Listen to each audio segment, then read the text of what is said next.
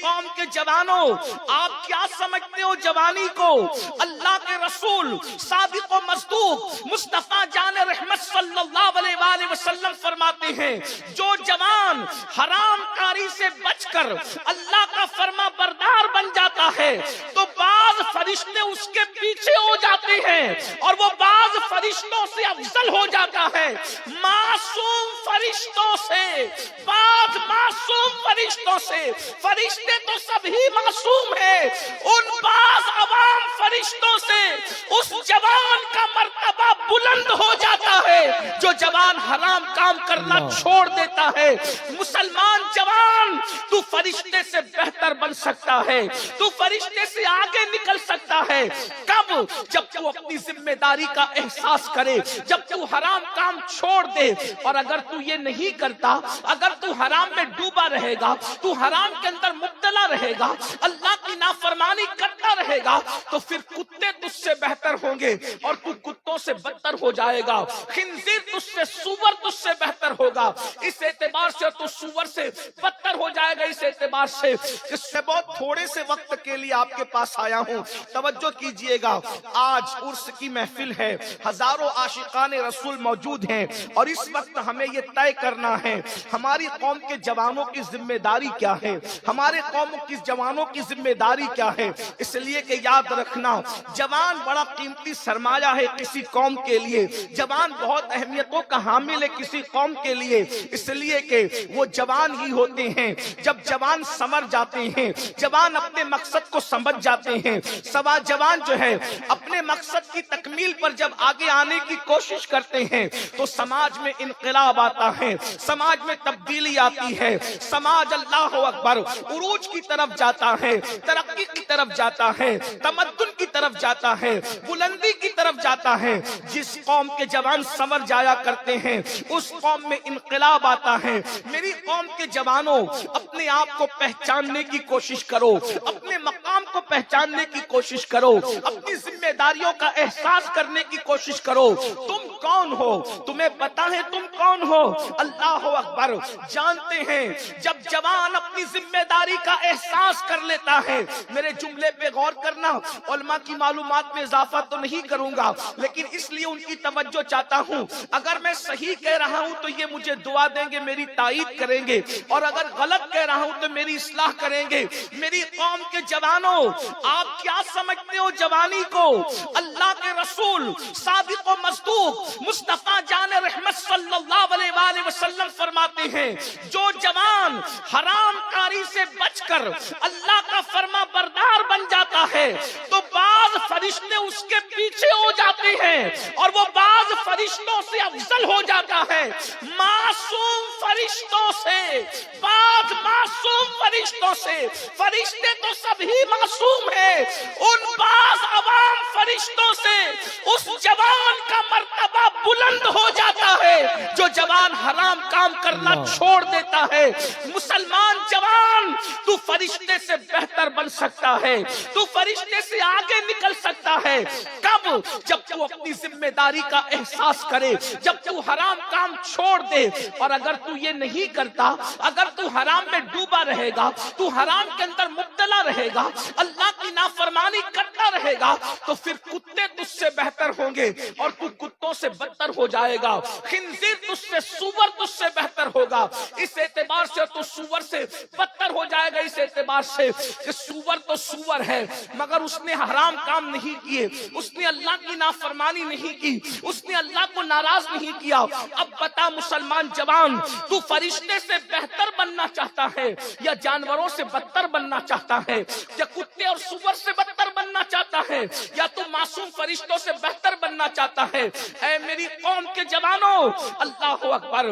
یہ کھیل کود، یہ تماشا، یہ جرائم، یہ اللہ کے خوف سے دوری، یہ دین سے بیزاری، اس میں کب تک زندگی گزارو گے؟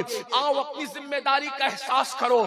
جوانی کی شان قرآن بیان کرتا ہے، والتین والزیتون وطور سینین وہذا البلد الامین۔ ترجمہ کیا ہے؟ تین کی قسم، زیتون کی قسم، طور तूरे सीना की कसम, बलद अमीन मक्कतुल मुकर्रमा की कसम। और दूसरे मकाम पर तफसीरी तर्जुमा ये है, विलादत गाहे इब्राहिम की कसम, विलादत गाहे ईसा की कसम, विलादत गाहे मूसा की कसम, विलादत गाहे मोहम्मदुर रसूलुल्लाह की कसम। और तीसरा तफसीरी तर्जुमा ये है, सिद्दीक अकबर की कसम। 3 से मुराद सिद्दीक अकबर है, जैतून से मुराद फारूक आजम है, तूरे सीना से मुराद उस्मान गनी है, बलद अमीन से मुराद मौला अली है। अल्लाह अकबर। क्योंकि कुरान मुकद्दस की एक आयत की 70 हजार तफसीरें हैं। अल्लाह अकबर। अंदाजा फरमाएं, अब ये 4 कस्में उठाई जा रही है। अल्लाह रब्बुल इज्जत बगैर कसम के कोई बात कहे तो भी उसकी बात यकीनी है, उसकी बात हतमी है, उसमें शक की गुंजाइश नहीं है। लेकिन 4 कस्में उठाकर कहा जा रहा है, लक़द खलक़नल इंसान फी अहसनि तक़वीम, हमने इंसान को हुस्न अता किया, अच्छी शक्ल में पैदा किया, अच्छी सूरत में पैदा किया। मुफस्सिरीन कहते हैं लक़द खलक़नल इंसान फी अहसनि तक़वीम से मुराद इंसान की जवानी है। सुम्मा रददनाहु अस्फला साफिलीन, जब तुमने जवानी की कद्र नहीं की तो अल्लाह ने तुम्हें जलील बुढ़ापे के गड़े में ढकेल दिया। जवानी क्यों दी गई? जवानी की शुरुआत 16 साल से होती है और 50 साल पर आते आते जवानी खत्म हो जाती है। क्यों अता की गई जवानी? इसलिए ताकि हम अल्लाह का खौफ करते हुए अल्लाह की खशियत के साथ अल्लाह की इबादत कर सकें, अपने आप को गुनाहों से बचा सकें, हराम कामों से बचा सकें। अल्लाह के रसूल सल्लल्लाहु अलैहि वसल्लम ने जवानी की भी फजीलत बयान की है और जवानों की भी फजीलत बयान की है।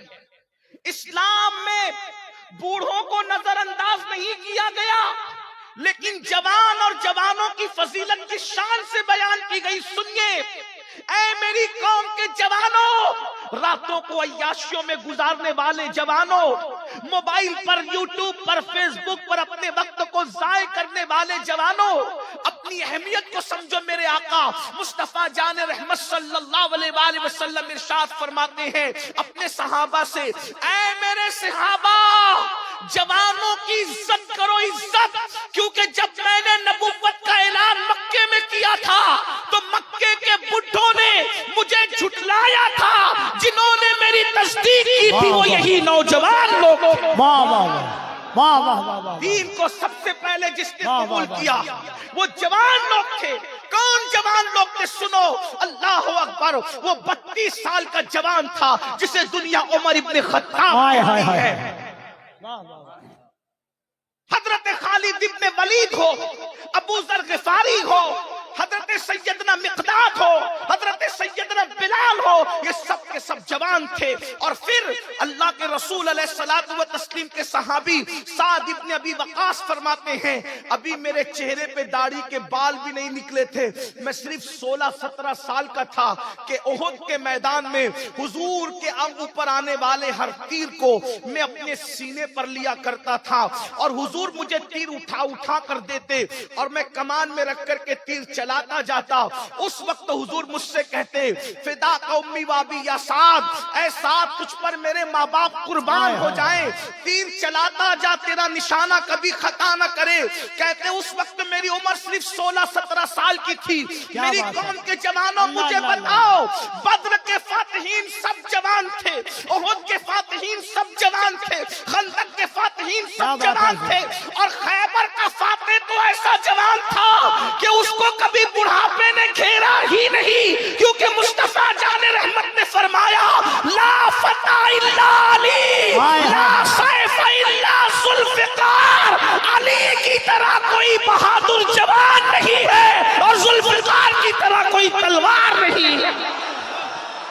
नारे तकबीर, नारे रिसालत, उर्से सैयद। जवानी बहुत कीमती सरमाया है, लेकिन हर दौर में जवानों की फिक्र को अगवा करने की कोशिश की जाती है, हर दौर में जवानों की सोच को अगवा करने की कोशिश की जाती है।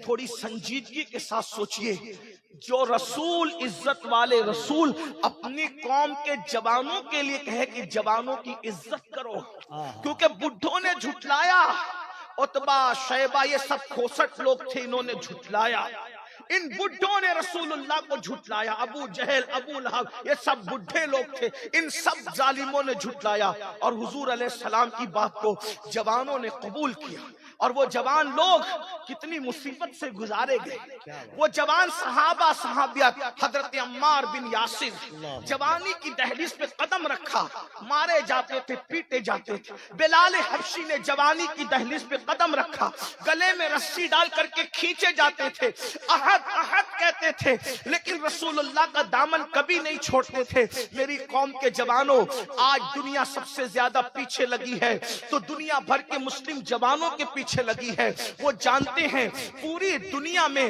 سب سے زیادہ جوان اگر کسی مذہب کے پاس ہے تو قوم مسلم کے پاس ہے، ہم سے زیادہ جوان کسی قوم کے پاس نہیں ہے۔ اور ایک بات میں آپ کو بتاؤں، دنیا کو پتا ہے جس دن ان جوانوں کو حسن مجتبی کی جوانی کا تقدس مل گیا، جس دن ان جوانوں کو حسین اعظم کی جوانی کا تقدس مل گیا، جس دن ان جوانوں کو خالد بن ولید کی جوانی کا تقدس مل گیا، جس دن ان جوانوں کو حضرت امام قاسم کی جوانی کا تقدس مل گیا، جس دن ان جوانوں کو امام علی اکبر کی جوانی کا تقدس مل گیا، جس دن ان جوانوں کو صلاح الدین ایوبی کی جوانی کا تقدس مل گیا، جس دن ان جوانوں کو طارق بن زیاد کی جوانی کا تقدس مل گیا، تو یاد رکھنا دنیا میں باطل کو قدم رکھنے کے لیے جگہ نہیں ملے گی۔ اس لیے منظم سازش کے تحت وہ ہمارے جوانوں کو امام حسین کی جوانی ملنے نہیں دینا چاہتے، امام حسن کی جوانی کے قریب جانے نہیں دینا چاہتے، طارق بن زیاد کی جوانی کے قریب جانے نہیں دینا چاہتے، ہمارے جوانوں کو وہ راتیں رنگین کر دینا چاہتے ہیں، وہ جرائم میں مبتلا کر دینا چاہتے ہیں، وہ شراب و شباب میں مبتلا کر دینا چاہتے ہیں۔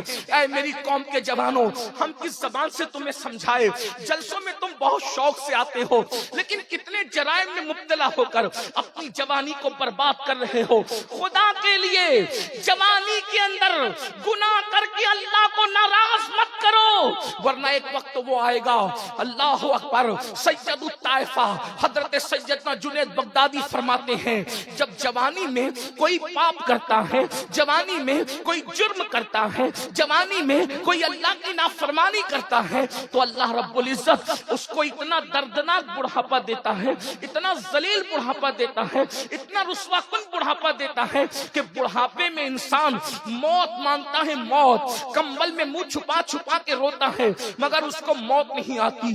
اتنا ذلیل ہوتا ہے جوانی میں پاپ کرنے والا کہ جب وہ بھیک مانگتا ہے تو لوگ اس کو بھیک نہیں دیتے۔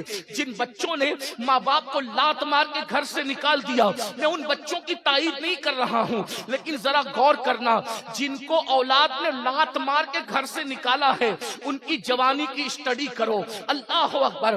آج جو مسجد کے زینے پر بیٹھ کر کے بھیک مانگ رہے ہیں ان کی جوانی کی اسٹڈی کرو۔ آپ کیا سمجھتے ہو؟ قدرت دور نہیں ہے، قدرت بہت قریب ہے، اور میرے اللہ کا اعلان ہے ان بطش ربک لشدید، تیرے رب کی پکڑ بڑی سخت ہے۔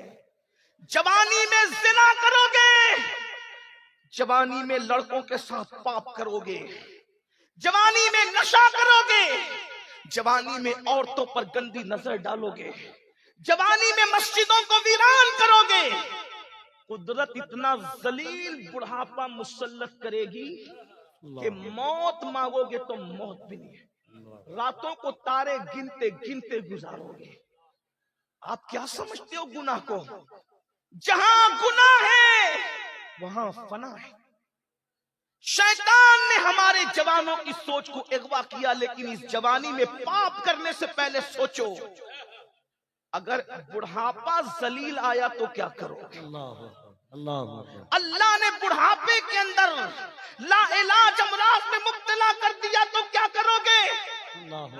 حضرت سیدنا ابن رجب حنبلی رحمت اللہ تعالی علیہ اپنے رسائل میں لکھتے ہیں کہ حضرت سیدنا امام ابو طیب طبری رحمت اللہ تعالی علیہ 100 سال کی عمر میں بھی 30 سال کے جوانوں کی طرح بالکل اللہ اکبر، اللہ سبحان اللہ۔ یہ ابن رجب حنبلی کون ہے؟ حضور غوث پاک کے مریدوں کے مرید ہیں، غوث پاک کے دیکھنے والوں کو دیکھا ہے، ابو طیب تبری کے بارے میں کہتے ہیں 30 سال کی طرح فٹ تھے، 100 سال کی عمر میں بھی۔ لوگوں نے پوچھا اے ابو طیب تبری آپ 100 سال کی عمر میں اتنے فٹ کیوں ہے؟ تو ابو طیب تبری فرماتے ہیں میں نے جوانی کو گناہ سے بچایا۔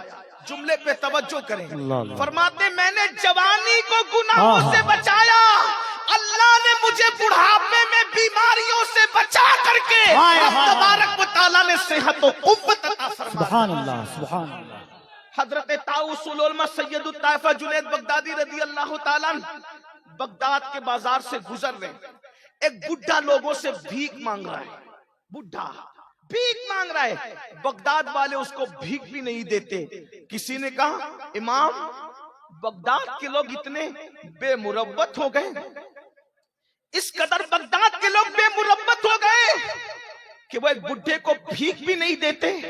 حضرت جنید بغدادی نے فرمایا بیٹا جا کر کے اس بڈھے کی زندگی کی تحقیق کر لو، ضرور اس بڈھے نے جوانی میں اللہ کی نافرمانی کی ہوگی، تب اللہ نے اس کو اتنا ذلیل بڑھاپا مسلط کیا کہ آج اس کو کوئی بھیک دینے کے لیے تیار نہیں۔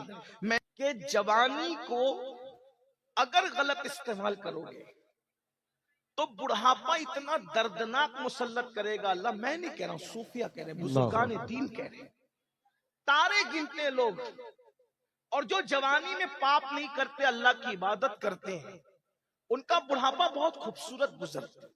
میں 2-3 گناہ کا ذکر کر کے نتیجہ پیش کر کے بات پوری کرتا ہوں۔ آج سب سے بڑا گناہ جو ہمارے سماج میں ہو رہا ہے، سب سے بڑا گناہ جو اللہ کے نزدیک ہے وہ ہے بے نمازی پن۔ ہم نماز نہیں پڑھتے۔ نماز نہ پڑھنا کیا ہے؟ زنا سے بھی بڑا گناہ ہے نماز کو چھوڑنا، اللہ قتل سے بھی بڑا گناہ ہے نماز کو چھوڑنا، لیکن ہمارے کانوں پہ جو نہیں رہی۔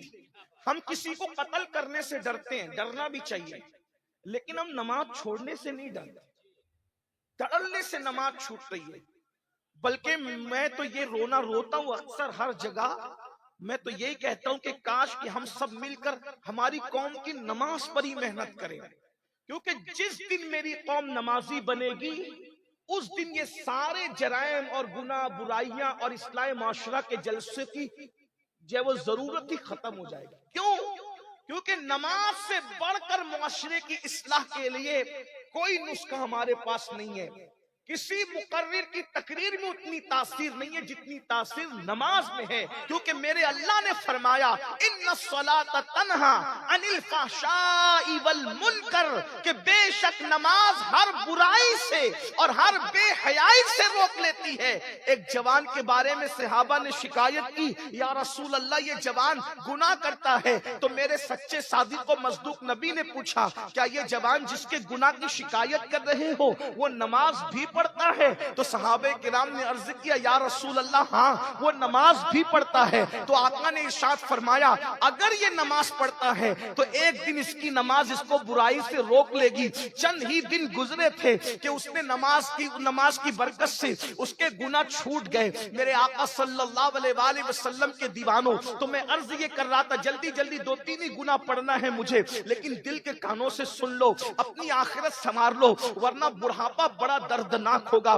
جا کر ان بڈھوں سے پوچھو جو پوتوں کو بلاتے ہیں تو پوتا بھی آنے کو تیار نہیں، جو پوتیوں کو بلاتے ہیں تو پوتیاں جو ہے وہ گود سے نکل کر کے بھاگ جاتی ہیں۔ اللہ اکبر۔ اور بیوی کا تو حال یہ ہے، نفرتوں کی دیوار اتنی بڑی بڑھاپے میں کھڑی ہو جاتی ہے کہ بڑے میاں اور بڑی بی کے ملنے کے بھی چانسز ختم ہو جاتے ہیں۔ اللہ اکبر اللہ اکبر۔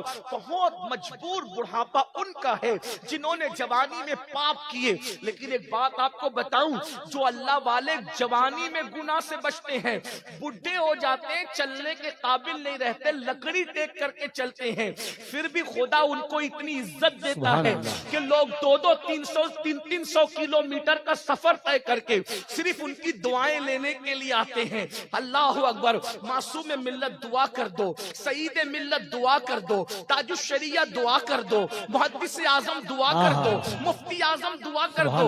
आप गौर तो फरमाएं, आखिर इन बूढ़ों की इज्जत क्यों है?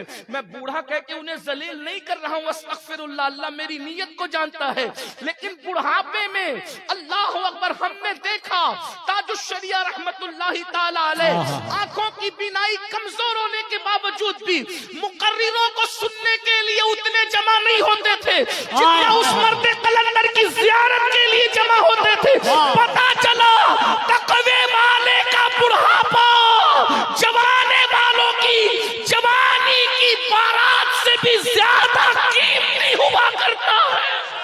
नारे तकबीर, कोई रसूलुल्लाह का वफादार तो बन के देखे, कोई मुत्तकी तो बन के देखे, कोई परहेजगार तो बन के देखे, अल्लाह तुम्हें भी वो इज्जत अता फरमाएगा।